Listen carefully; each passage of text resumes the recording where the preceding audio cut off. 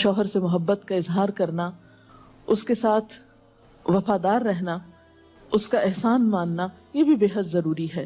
حضرت اسماء کہتی ہیں کہ ایک بار نبی صلی اللہ علیہ وسلم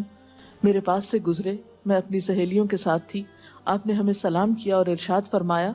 تم پر جن کا احسان ہے ان کی ناشکری سے بچو۔ تم میں سے ایک اپنے ماں باپ کے گھر کافی دنوں تک بن بیاہی بیٹھی رہتی ہے،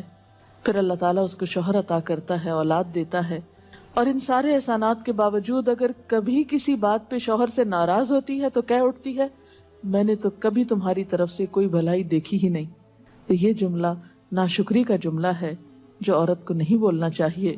قیامت کے دن اللہ تعالیٰ اس عورت کی طرف نظر رحمت اٹھا کر نہیں دیکھے گا جو شوہر کی ناشکری ہوگی۔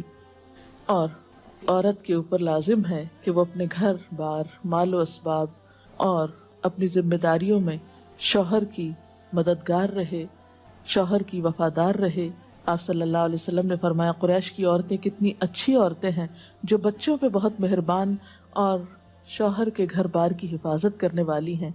آپ صلی اللہ علیہ وسلم نے ایک اچھی عورت کی خوبیاں بیان کرتے ہوئے فرمایا، مومن کے لیے خوف خدا کے بعد سب سے مفید اور باعث خیر نعمت نیک بیوی ہے۔ اور نیک بیوی کون؟ جب وہ شوہر